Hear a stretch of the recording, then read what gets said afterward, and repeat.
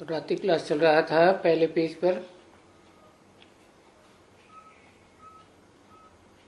तारीख 17/1967 पहले पेज के मध्य में बात चल रही थी। वानप्रस्थ के बाद गुरु किया जाता है, तो वानप्रस्थ के बाद भी इनकी वानप्रस्थ अवस्था है, वो तो ऑटोमेटिकली सदगुरु आ गया है, इसलिए वानप्रस्थ अवस्था हो गई। तो जब सदगुरु आ गया है तो और सब गुरुओं को तलाक दे दी, छुट्टी दे दी सबको, क्योंकि सब गुरुओं के लिए बाप बोलते हैं, गुरुजन के जेले अंधले चेले सत्यानाश। और ये तो है सदगुरु, ज्ञान का सागर। और ये जो है गुरु, ये कोई ज्ञान के सागर थोड़े ही है। अभी बच्चों को मालूम पड़ा है कि ज्ञान का सागर वही है। कौन? वही है, यही नहीं। माने ज्ञान का सागर ब्रह्मा बाबा नहीं, वो है जो यज्ञ के आदि में भी था। और तो सभी भक्ति के सागर हैं। हाँ, सागर तो है जरूर। तो ये गुरु लोग अपन को ऑलमाइटी नहीं कह सकते। वो जो सदगुरु है, जो ज्ञान का सागर है, वो ऑलमाइटी अथॉरिटी कहते हैं। क्योंकि शास्त्रों में बहुत अच्छी तरह से पढ़ते हैं, तो वो गुरु हो गए शास्त्रों की अथॉरिटी। तो शास्त्रों की अथॉरिटी है, और बाप को भी अथॉरिटी कहा जाता है। तो वो फिर कहते हैं कि ये जो अथॉरिटी है, जो दुनियावी गुरु लोग हैं, उनकी वेद शास्त्र ग्रंथ आदि पढ़े हुए हैं, उनकी अथॉरिटी है।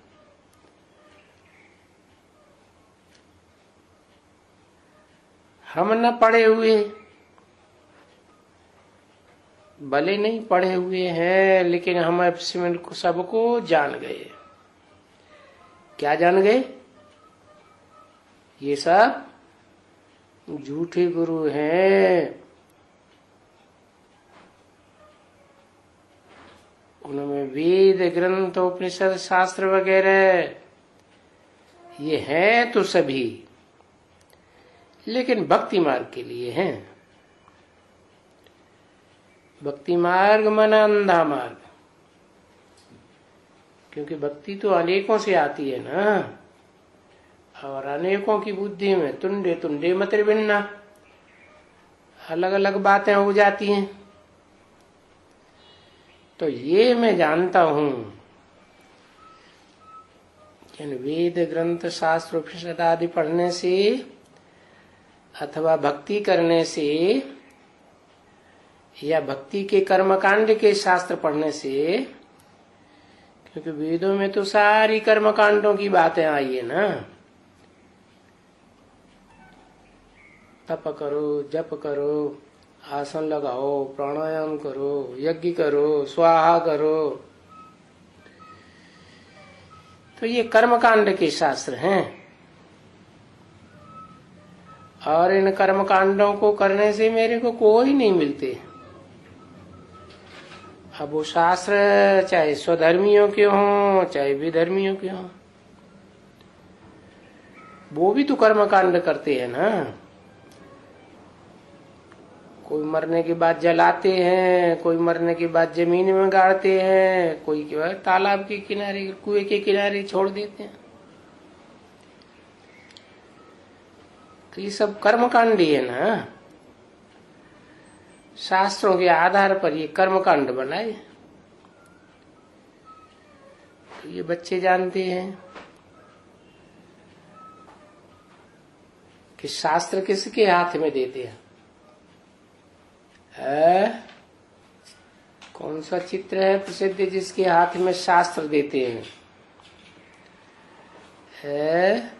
ब्रह्मा के हाथ में शास्त्र देते हैं। और किसके हाथ में शास्त्र देते हैं? रावण के हाथ में शास्त्र देते हैं। तो क्या है ये ऐसे क्यों दिखाया है? इसका मतलब क्या हुआ? सदगुरु के हाथ में तो शास्त्र नहीं होता, वो तो शास्त्र पढ़ के नहीं सुनाते हैं, तो अजन्मा है, इसलिए उनको त्रिकालदर्शिता का ज्ञान है, तीनों कालों का ज्ञान रहता है। जन्म मरण के चक्र में आते नहीं, इसलिए कुछ भूलते नहीं, तो उन्हें पढ़ने की कुछ दरकार ही नहीं। तो बताया कि उस एक से ही आती है ज्ञान की अथॉरिटी, और सब गुरुओं से आती है भक्ति मार्ग की अथॉरिटी, माने शास्त्रों की अथॉरिटी। ये मैं जानता हूं कि इन्हें पढ़ने से अथवा भक्ति करने से, कर्मकांड करने से, इन शास्त्रों से कोई भी मिलता नहीं है। कोई को मिला हो तो बताए, ऐसे ही कह देते हैं पार निर्वाण गया। अगर एक पार निर्वाण गया है तो अपने फॉलोअर्स को भी ले जाए ना, वो तो कोई नहीं ले जाते। इस दुनिया की आबादी तो बढ़ती जाती है ना, क्योंकि ऊपर से नई नई आत्माएं आती रहती है और पुरानी यही जन्म मरण के चक्र में चलती रहती है। कोई को रास्ता मिलता ही नहीं जो निर्वाण धाम चला जाए और वहां मेरे को मिले, कोई मिलते ही नहीं है। तो ये बच्चे जानते हैं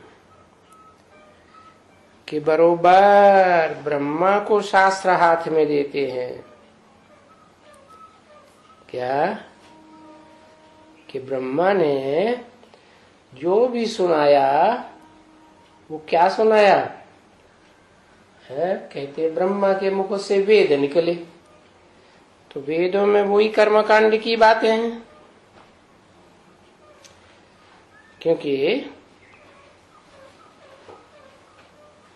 शास्त्रों को पढ़ के जो ज्ञान आता है वो अपना क्रिएट किया हुआ थोड़ा ही है। अपना ज्ञान क्रिएट किया हुआ अपना कब बनता है? कब बनता है? जब मनन चिंतन मंथन करके अपना बनाया जाए तो ज्ञान अपना बनता है। तो बताया शास्त्र इसलिए दिए हैं ब्रह्मा के हाथ में, क्योंकि बुद्धि में जो वेदवाणी सुनाई गई मुख से बस उतना ही रहता है, खुद का मनन चिंतन कुछ भी नहीं। तो बताओ ब्रह्मा फिर किसका बच्चा हुआ है? उसी का बच्चा हुआ जिसने उनको पहले पहले सुनाया। और पहले पहले जो सुना उस सुनने के आधार पर उनको पक्का निश्चय बैठ गया कि मैं आज ये आत्मा हूं, मेरा ये पार्ट है। तो भगवान ही ज्ञान का सागर हुआ ना। हाँ, वो ब्रह्मा द्वारा सभी वेदों, ग्रंथों, शास्त्रों वगैरह वगैरह का राज समझा देते हैं बच्चों को। कौन से ब्रह्मा के द्वारा राज समझा देते है? जिसके हाथ में वेद शास्त्र देते हैं उसके हाथ में नहीं। जो पहला पहला ब्रह्मा है उसकी बात है। जो आदि में था वो अंत में भी प्रत्यक्ष होता है, समझता है तो दूसरों को समझाता है। हाँ, पढ़ाते नहीं है तुमको। कहते हैं कि ये शास्त्र आदि पढ़ने से ये कागज की छपी मुरलियां आदि पढ़ने मात्र से कुछ भी प्राप्ति नहीं होती है कि पढ़ लिया, पढ़ करके दूसरों को सुना दिया। जैसे कोई होते हैं बहुत सुनते हैं, बहुत पढ़ते हैं, ज्यों का त्यों सुना देते हैं, शास्त्रों को रट ही लेते हैं। जैसे कहते हैं शंकराचार्य को 8 साल की उम्र में सारे वेद याद हो गए। तो तुम बच्चे भले बच्चों ने बहुत पढ़े हैं शास्त्र, समझा ना। चलो इस जन्म में नहीं पढ़े हुए हैं तो आगे जन्मों में जो पास्ट के जन्म हो गए उनमें तो बहुत ही शास्त्र वगैरह पढ़े हैं, सुने भी हैं, लेकिन प्राप्ति तो कुछ भी नहीं हुई ना। सुनते हैं, सुनाते आए हैं, परंतु कोई भी मेरे को तो प्राप्त हुआ ही नहीं। क्योंकि बाप के सिवाय बाप का ज्ञान कोई दे ही नहीं सकता, इसलिए मुझे ही आना पड़ता है। ऐसे कोई जाकर के भगवान से मिले, ऐसे नहीं हो सकता है। फिर तो भगवान को इस सृष्टि पर आने की दरकार ही नहीं, क्योंकि मैं आता हूं सुनाने के लिए, थोड़ा ही आता हूं। सिर्फ ज्ञान सुनाने के लिए आता हूं, किस लिए आता हूं? है? मेरा लक्ष्य जो है आने का ज्ञान सुनाना है, या ऐसे कहते हैं हे पतित पावन आओ हमको ज्ञान सुना के चले जाओ? नहीं, हम पतितों को आकर पावन बनाओ। तो पावन बनाने का रास्ता ज्ञान में बताते हैं। बाकी ज्ञान कोई साध्य थोड़ी है। ज्ञान सुन करके समझ करके साधक बनते हैं। साधक बनते हैं तो इंद्रियों को साधने का पुरुषार्थ करते हैं। इंद्रियां सधी हुई रहती हैं तो शक्ति क्षीण नहीं होती। तो मैं आता हूं किस लिए? पतितों को पावन बनाने मेरा लक्ष्य है, ज्ञान सुनाना लक्ष्य नहीं है। आता हूं इनको पवित्र बनाने के लिए। इनको माने किनको है? पहले पहले किनको? लक्ष्मी नारायण को। इनको पवित्र बनाने के लिए आता हूं। तो कब तक काम पूरा कर लेते हैं? उनका जो काम है वो कब तक पूरा हो जाता है? 2026 में पूरा हो जाता है। अरे आत्माओं को पवित्र बनाने के लिए आता हूं कि शरीर को पवित्र बनाने के लिए आता हूं? किस लिए आता हूं? आत्माओं को पवित्र बनाता हूं तो कब तक बनाता हूं? 1976 में। 1976 में जिन आत्माओं के लिए बोला है क्या? आता हूं इनको पवित्र बनाने के लिए। इनको कह के किस तरफ इशारा किया?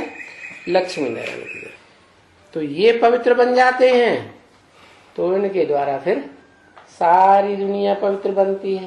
तो जब तक आत्मा पवित्र नहीं बनी है और पवित्र नहीं बनी है तब तक ये आत्मा वापस नहीं जा सकती। क्योंकि क्यों नहीं जा सकती? क्योंकि पवित्र बनेगी तो हल्की बनेगी, अपवित्र रहेगी, बेविचार में रहेगी या विकारी बनी रहेगी तो भारी बनी रहेगी। विकारों से, विकारी संकल्पों से भारी हो जाएगी, वाचा भी विकारी होती रहेगी, कर्मेंद्रियों के कर्म भी विकारी होते रहेंगे। तो हल्की बनेगी कि भारी बनेगी? भारी हो जाती है, वापस जा ही नहीं सकती। जैसे कोई के ऊपर ढेर सारा वजन डाल दो और फिर कहो दौड़ो, तो उसकी दौड़ की जो स्पीड है वो कम हो जाएगी कि बढ़ जाएगी? कम हो जाएगी। जिनके ऊपर वजन नहीं होता है तो वो तेजी से दौड़ सकते हैं। तो इसीलिए मुझे बुलाते हैं। किस लिए? कि मैं आ करके ऐसा ज्ञान सुनाऊं जिससे तुम बच्चे पवित्र बन जाओ। तो अभी बच्चे जान गए हैं अच्छी तरह से कि हम किसके सामने बैठे हुए हैं। क्या क्या जान गए अच्छी तरह से? और किसके सामने बैठे हैं? बच्चे कहेंगे हम ब्रह्मा बाबा के सामने बैठे हैं। तो बाबा पूछते हैं, अक्सर पूछते हैं बच्चे किसकी गोद में आए हो? तो कोई बच्चे कहते ब्रह्मा बाबा की गोद में आए। तो बाबा कहते पट फेल हो गया, उतर गोदी से। जो कहते हैं शिव बाबा की गोद में आए हैं तो पास हो गए। तो बुद्धि का सारा खेल हुआ ना। क्या क्या बुद्धि का खेल हुआ है? श्रद्धा, विश्वास और आस्था किस आत्मा के ऊपर बैठी हुई है? तो पूछते हैं किसके सामने बैठे हुए हैं? हम उसके सामने बैठे हैं जिसको हम पतित पावन कहते थे भक्ति मार्ग में। हे पतित पावन आओ, किसको कहते थे? किसके लिए गाते थे?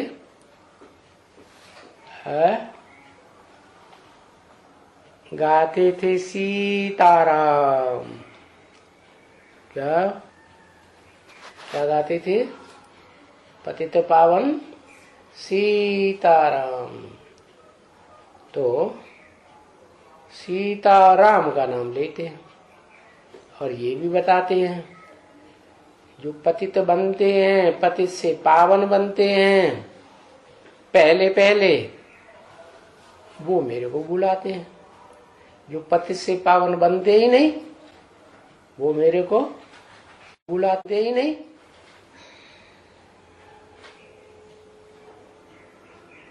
तो भक्ति मार्ग में जिसे तुम पतित पावन कहते थे, अभी हम उसके सामने बैठे, क्योंकि ज्ञान बगैर पावन कभी कोई बन नहीं सकता है। किसके सामने बैठे हैं? ज्ञान सागर के सामने बैठे। ज्ञान सागर कौन हुआ? ज्ञान सागर है, बताओ।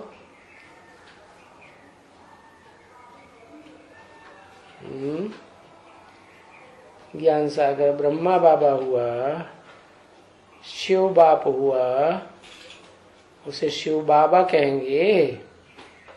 ब्रह्मा बाबा में जो बैठा है उसे शिव बाबा कहेंगे।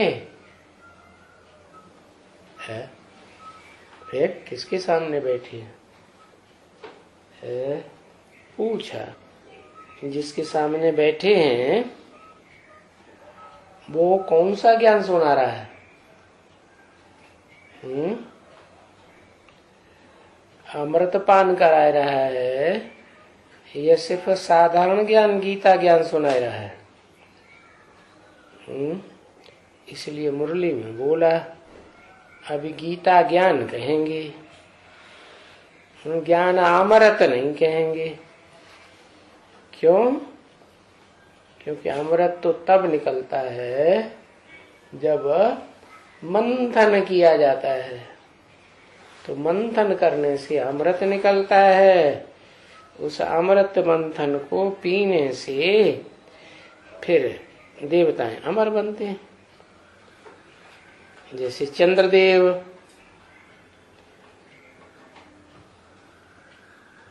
कहते हैं ना, चंद्रमा पर अमृत है, सोमरस है। उस सोमरस को पी करके देवताएं अमर बने। तो वास्तव में सोम या चंद्रमा का नाम क्यों देते हैं? पहले जरूर है कि बच्चों के बीच में पहले पहले चंद्रमा ने सोमरस पिया होगा। तो बताया पावन बनने से सदगति हो जाती है। क्या? किसकी सदगति होती है? पहले पावन बनने से सदगति किसकी होती है? आत्मा की होती है। शरीर की थोड़ी ही पहले सदगति हो जाएगी। तो पहले आत्मा सदगति को जाती है का मतलब उसका प्रूफ क्या आएगा कि आत्मा सदगति में जा रही है? कोई आएगा या नहीं आएगा? उसका प्रूफ होगा कि जो भी मनन चिंतन मंथन चलेगा वो ज्ञान युक्त चलेगा, है? जो भी ज्ञान सागर के द्वारा ज्ञान सुनाया जाता है, उस ज्ञान के भंडार से भरपूर मंथन चलेगा। तो दुष्ट मंथन नहीं चलेगा, खराब मंथन, संकल्प अच्छे चलेंगे, दुष्ट संकल्प नहीं चलेंगे, ज्ञान के अनुकूल चलेंगे। तो कहेंगे आत्मा की सदगति हुई। तो पावन बनने से फिर इस दुनिया में नहीं रह सकते। क्या? या तो सूक्ष्म वतनवासी होकर रहेंगे। इस दुनिया में तो स्थूल बातें चलती हैं दिमाग में, स्थूल धंधे धोरी की बात चलती है। और जब बुद्धि में अच्छे से ज्ञान बैठ जाता है तो फिर आत्मा अपने मनन चिंतन मंथन में रहती है। आत्मा के बारे में जानकारी लेने के लिए कि मुझ आत्मा ने षष्ठ रूपी रंगमंच पर क्या क्या पार्ट बजाया, कैसे कैसे बजाया, किसके साथ बजाया, कहाँ कहाँ मेरे कैसे कैसे जन्म होंगे। तो पावन बनने से यहाँ इस दुनिया में आत्मा मन बुद्धि रह नहीं सकती है। पावन बनने से जरूर नई दुनिया में, पावन दुनिया में जाएंगे ना, तो सूक्ष्म वतन को पावन दुनिया तो नहीं कहेंगे। कहेंगे या नहीं कहेंगे? है?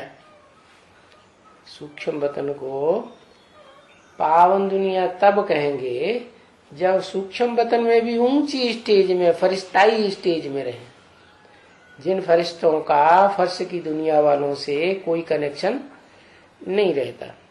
इसीलिए तो बताया कि पावन बनेंगे तो हमें यहाँ नहीं रहेंगे, देह और देह की दुनिया में, देह के पदार्थों की दुनिया में। तो एक साथ सूक्ष्म वतनवासी हो जाएंगे या सूक्ष्म वतन में भी जाएंगे, स्थूल वतन में भी जाएंगे, मूल वतन में भी जाएंगे, मिक्स अभ्यास होता रहेगा। क्या होगा पहले? है? पहले क्या होगा? डायरेक्ट सूक्ष्म वतन में चले जाएंगे सदा काल के लिए? नहीं, पहले पहले मिक्स चलता है, फिर धीरे धीरे प्रैक्टिस हो जाती है, तो लगातार सूक्ष्म वतन का बुद्धि में मंथन चलता है। तो इससे साबित हुआ कि दो दुनियाएं हैं पावन। एक तो सूक्ष्म वतन के थ्रू शांति धाम जाना, और फिर शांति धाम से डायरेक्ट विदाउट वाया सूक्ष्म वतन सुख धाम में आना। समझा ना बच्चे? शांति धाम में भी आत्मा पवित्र रहती है। क्यों क्यों पवित्र रहती है? यहाँ क्यों अपवित्र हो जाती है? यही बात पता नहीं। क्योंकि वहां 5 तत्व होते ही नहीं। क्या जो विनाशी 5 तत्व हैं वो वहां नहीं होते हैं।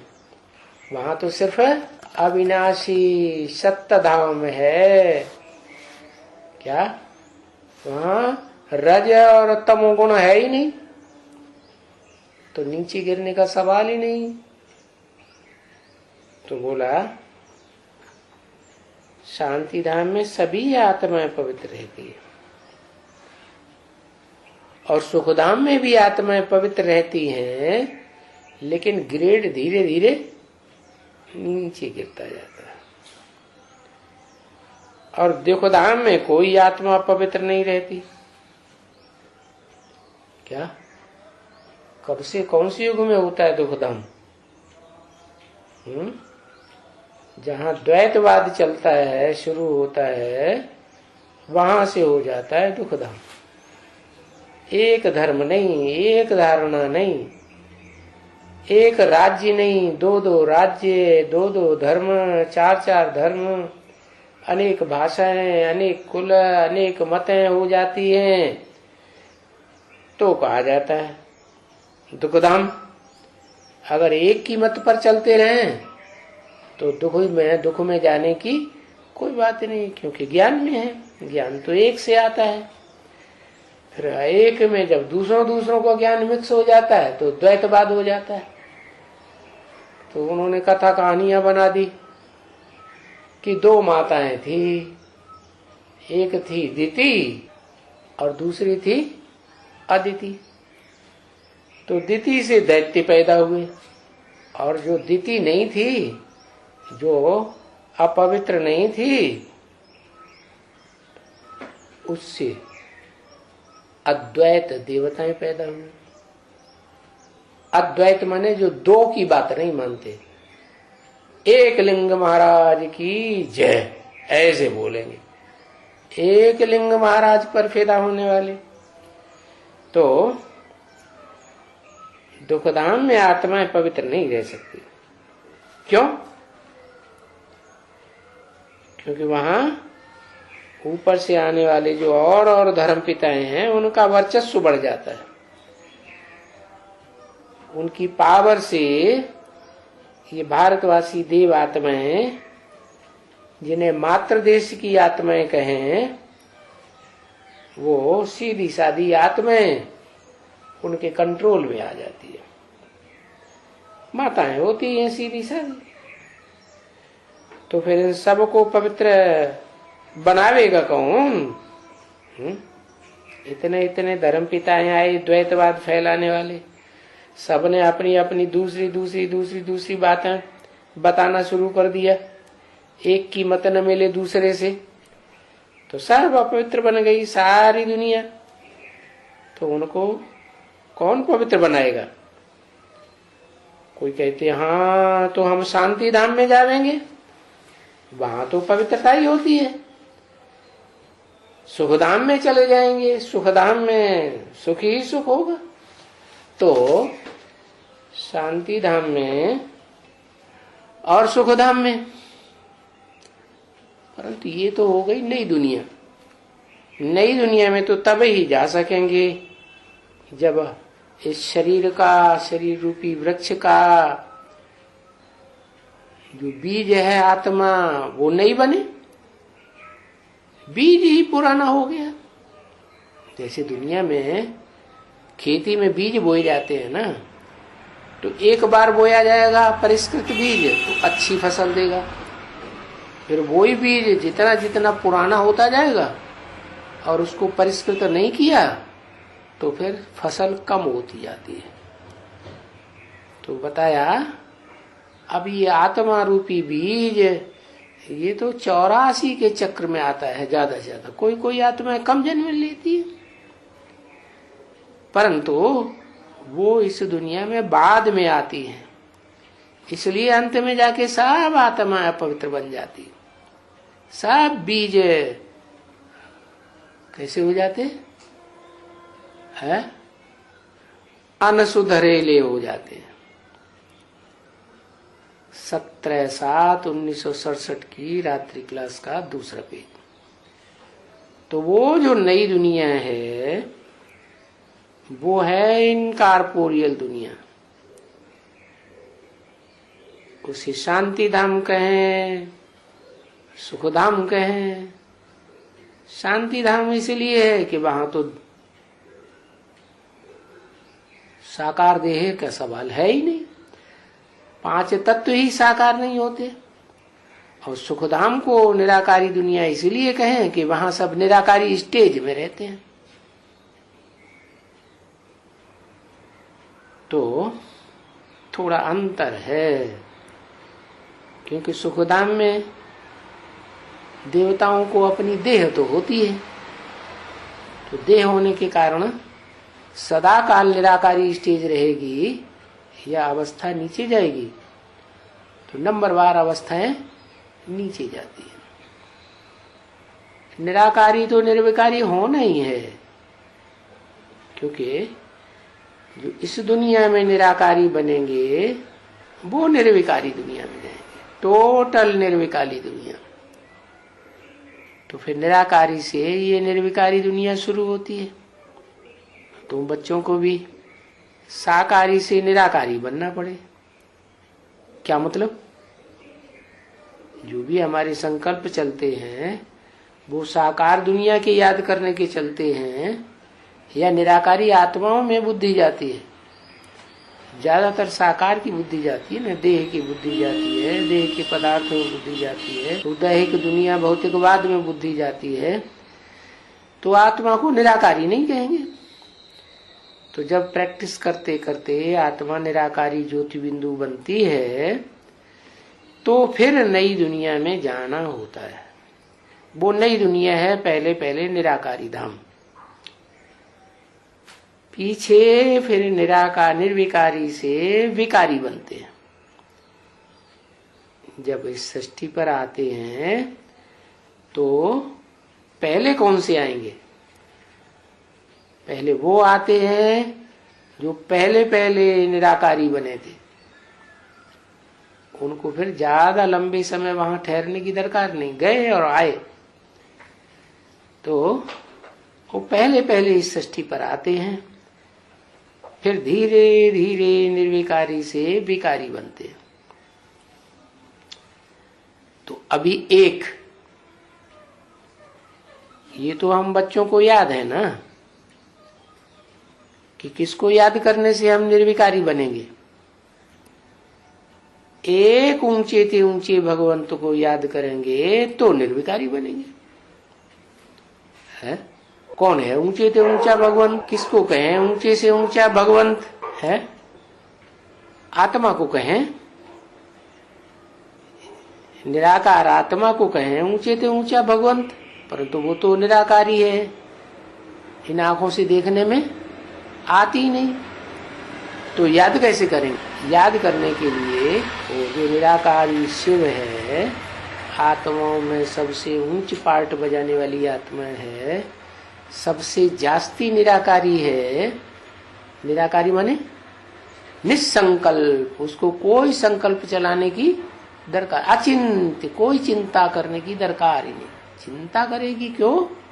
जो बंधन में आए सो चिंता करे, वो तो कभी बंधन में आता ही नहीं। तो कहते हैं तुम बच्चों को वो एक याद है जो कभी किसी के बंधन में नहीं आता। कैसे याद होगा? वो तो निराकारी ज्योति बिंदु, सभी आत्माएं ज्योति बिंदु निराकारी। पशु पक्षी मनुष्य देवात्माएं राक्षसी आत्माएं कीड़े मकोड़े सब तो निराकारी आत्माएं, तो पहचान में तो नहीं आएंगी। और भक्ति मार्ग वालों ने घपला कर दिया कि वो निराकार जो है वो जानवरों का भी रूप धारण कर लेता है, मछली का अवतार ले लेता है, घोड़े का अवतार ले लेता है, ऐसी शेर का अवतार ले लेता है। तो बताओ, उनको याद करने से पवित्र बनेंगे? है? अरे जानवरों को याद करने से कोई जानवर बनेगा या मनन चिंतन मंथन करने वाला मनुष्य बनेगा? जानवर ही बनेगा। तो बाप याद न पड़े तो चलो टीचर को याद करो। अरे टीचर को तो तब याद करें जब टीचर टीच करे। जानवर क्या टीच करेंगे? तो जरूर कोई मनुष्य तन में आता है तब उसे याद किया जाता है। तो वो परिचय भी बाप ही आके देते हैं। क्या? कि मैं किस तन में प्रवेश करता हूं। किसको परिचय देते हैं? जो मनुष्य सृष्टि का बाप है उसमें प्रवेश करते हैं। फिर ये किसको पता चलता है? ये पता उसी को चलता है जिसमें वो प्रवेश करता है, और दूसरों को पता नहीं चलता। क्योंकि नियम है क्या कि बाप का परिचय बाप ही दे सकता है। या तो माँ को परिचय मिलता है या तो बच्चों को परिचय मिलता है, लेकिन देता कौन है? बाप ही देता है। तो जो मनुष्य सृष्टि का बाप है उसका परिचय भी कौन देगा? ऊपर वाला देता है। कैसे देगा? उसमें प्रवेश करके उसके द्वारा बोलेगा दूसरों के सामने, तो मान लेंगे लोग मैं तुम्हारा बाप हूँ। है हम तुम बैठ के कहने लगे पब्लिक के सामने हम तुम्हारे बाप हैं, हम तुम्हारे बाप हैं, तो मान लेगा कोई? तो कहते हैं निराकारी स्टेज में बाप प्रत्यक्ष होते। तो धर्म पिताएं आए तो पता लग जाए कि हाँ यही बाप है। धर्म पिताएं भी तो निराकारी स्टेज में होते हैं कि नहीं? तो जब धर्म पिताएं निराकारी स्टेज में होते हैं तो फिर उनको बाप मान लेना चाहिए। परंतु धर्म पिताएं सबसे जास्ती निराकारी स्टेज, ये कैसे पता चले? टैली करें। क्राइस्ट ज्यादा निराकारी स्टेज में है, रूहानी स्टेज में है, गुरु नानक ज्यादा रूहानी स्टेज में है, या महात्मा बुद्ध ज्यादा रूहानी स्टेज में निराकारी स्टेज में है। टैली करें। है तो दिखावा करने वाले क्रिश्चियंस ने उसको क्राइस्ट को तो बहुत ही निराकारी स्टेज में दिखा दिया। सूली पे चढ़ा है तो वो भी निराकारी स्टेज, तो वो तो सबसे जास्ती निराकारी हो गया ना। है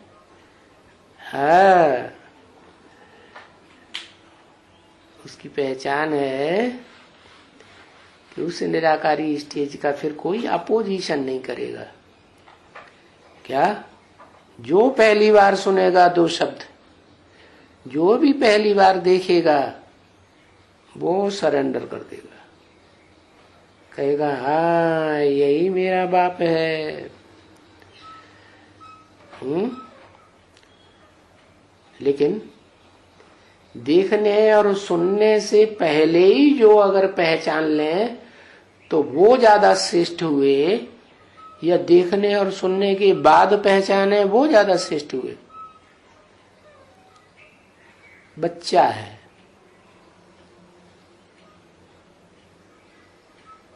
उसको माँ बार बार बोलती है तुम्हारा पापा है पापा है, तो एक दो बार 10 बार 20 बार कहने से पक्का हो जाता है उसको ये पापा है। और पापा से हमें क्या प्राप्ति होगी? है अम्मा से तो प्रत्यक्ष है, पालना करती है, दूध पिलाती है अच्छे से सुख देती है, खुद दुख में रहती है, तो बच्चे को अनुभव होता है कि माँ वो बहुत प्यार करती है। बाप को कैसे विश्वास करे? तो वो विश्वास उन बच्चों को होता है जो ज्ञान को समझ लेते हैं। जो बाप आकर के टीचर बन के टीच करता है तो टीचर के द्वारा पढ़ाई के आधार पर बुद्धि में बैठता है कि ये हमारा सुप्रीम टीचर है, ऐसी टीचिंग और कोई कर नहीं सकता। तो चलो यही बताते हैं कि बाप याद न पड़े तो टीचर को याद करो, क्योंकि टीचर उसे ही कहेंगे जो सुप्रीम टीचर है, जो ऐसी पढ़ाई पढ़ाए जैसी पढ़ाई कोई और पढ़ा न सके। सुप्रीम टीचर उसे ही कहेंगे जो सबको पढ़ाए लेकिन उसको कोई पढ़ाई सृष्टि के आदि मध्य अंत की पढ़ाई न सके। गुरु को याद करते हैं। गुरु तो है ही सदगति देने वाला। सदगति किस बात की? पहले आत्मा की सदगति, फिर शरीर की भी सदगति। तो जो भी टीचर के पास पढ़ते हैं उस सभी बच्चों से पूछो तुमको क्या याद ज्यादा आता है, तो कहेंगे हमको स्कूल का टीचर ज्यादा याद आता है। क्यों? अम्मा क्यों नहीं याद आती ज्यादा? कि अम्मा के कनेक्शन में अब हम ज्यादा रहते ही नहीं है, तो ज्यादा याद भी नहीं पड़ता। ज्यादा कनेक्शन, जिसका ज्यादा संग करेंगे वो याद जरूर पड़ेगा। इसलिए गीता में क्या लिखा? संगात संजायते कामा।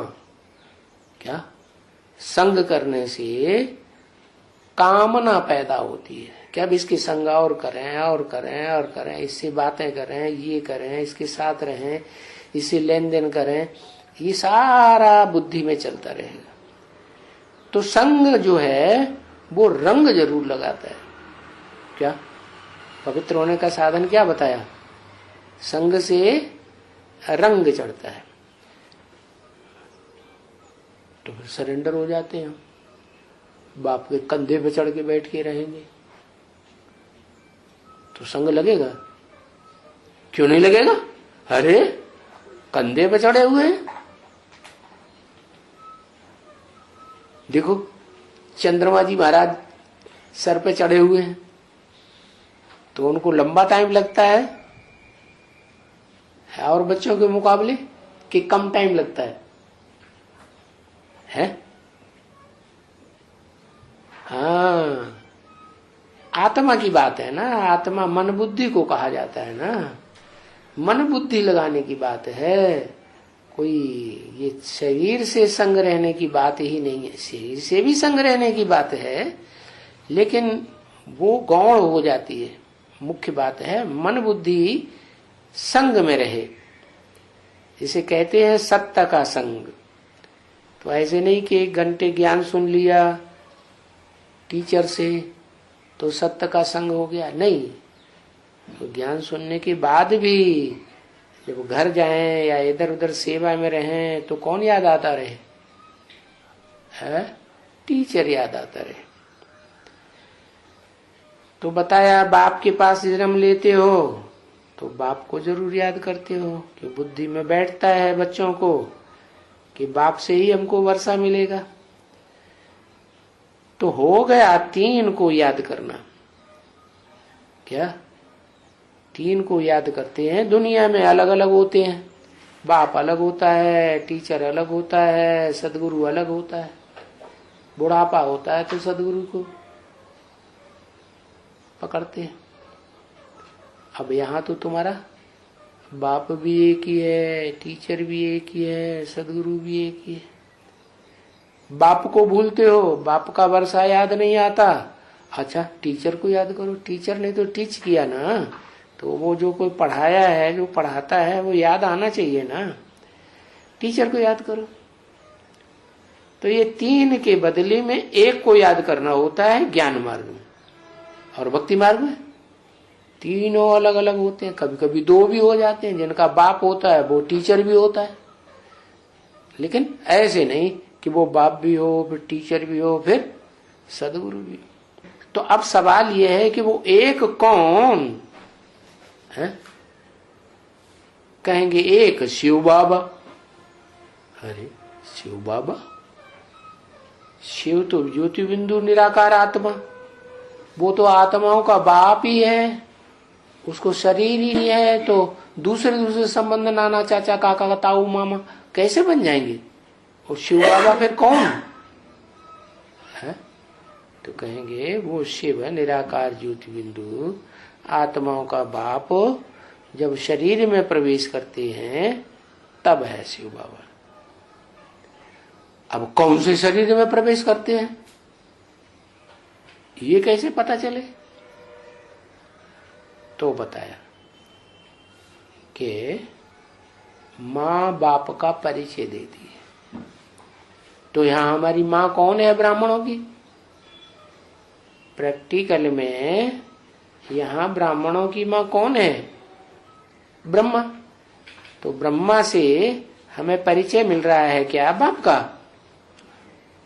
ब्रह्मा खुद बाप को जानते हैं? जानते हैं? और खुद ही नहीं जानते तो वो परिचय कहां से देंगे? है वो नहीं देते हैं परिचय, लेकिन उनके तन में जो शिव बाप प्रवेश करते हैं वो वाणी चलाते हैं। क्या? वो गीता का ज्ञान सुनाते हैं। क्या सुनाते हैं? गीता ज्ञान। वेद शास्त्र नहीं सुनाते। क्या सुनाते? शास्त्रों का सार सुनाते।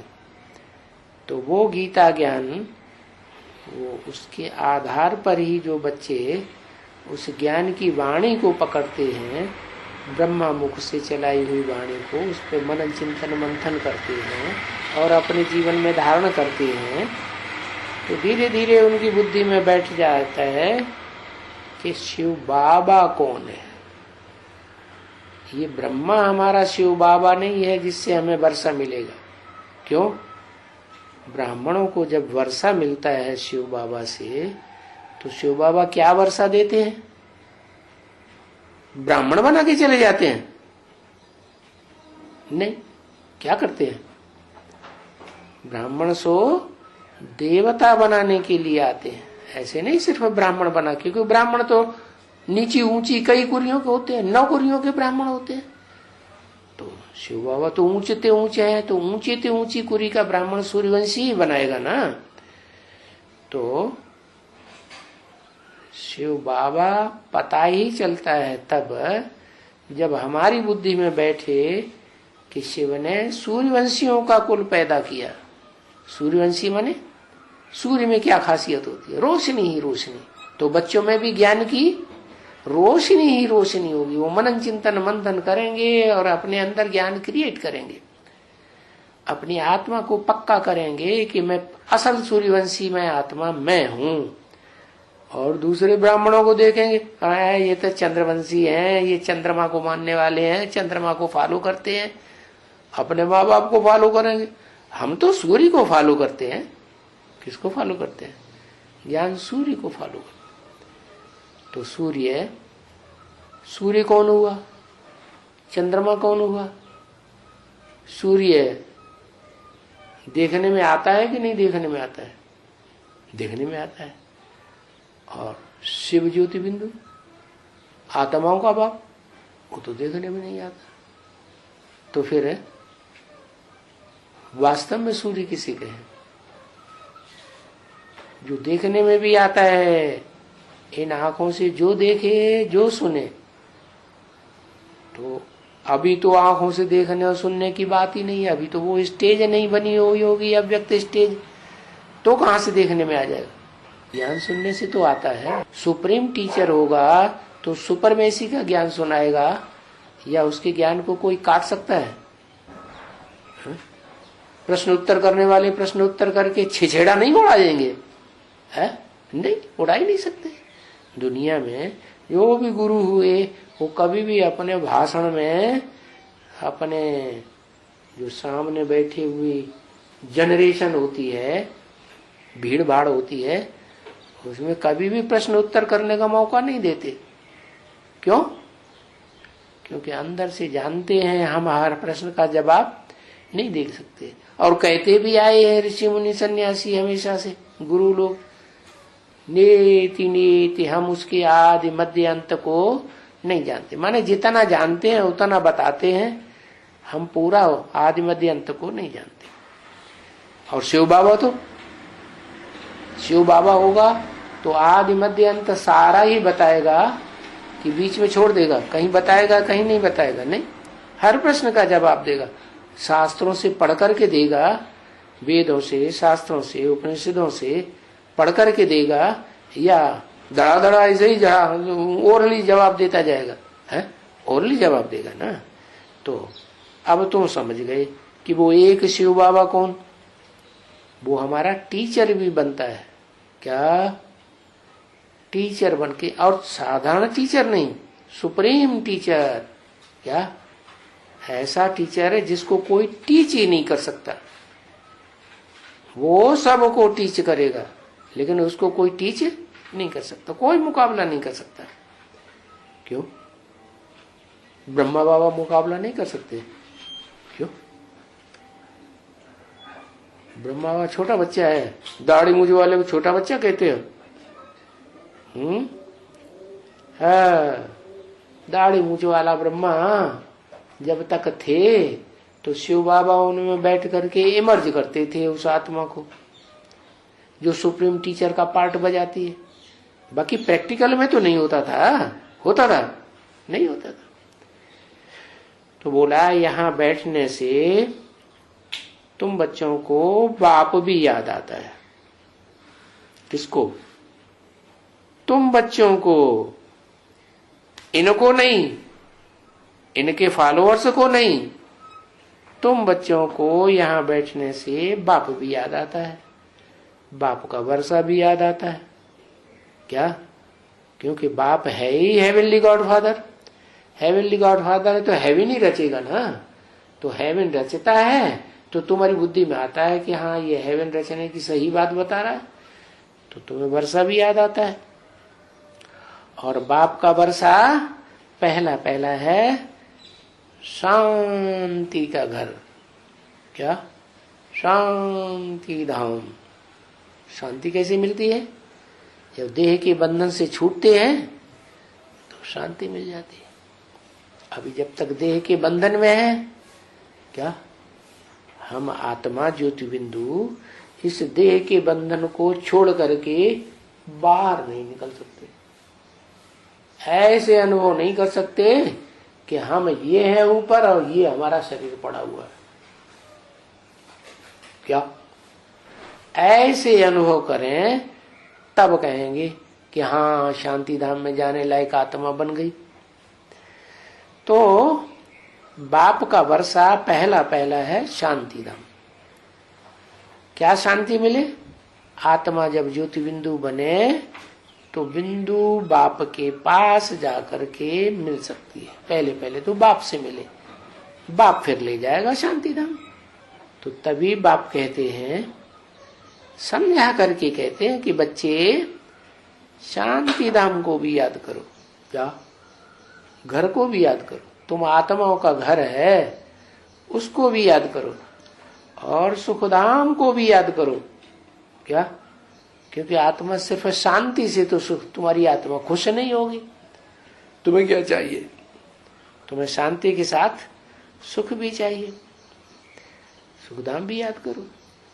और ये जो है क्या, अंदर में तुम्हारे जो भरा हुआ है, दुख भरा हुआ है ना देह के अंदर, आत्मा के अंदर संकल्प आते हैं, दुख के संकल्प आते हैं या नहीं आते हैं?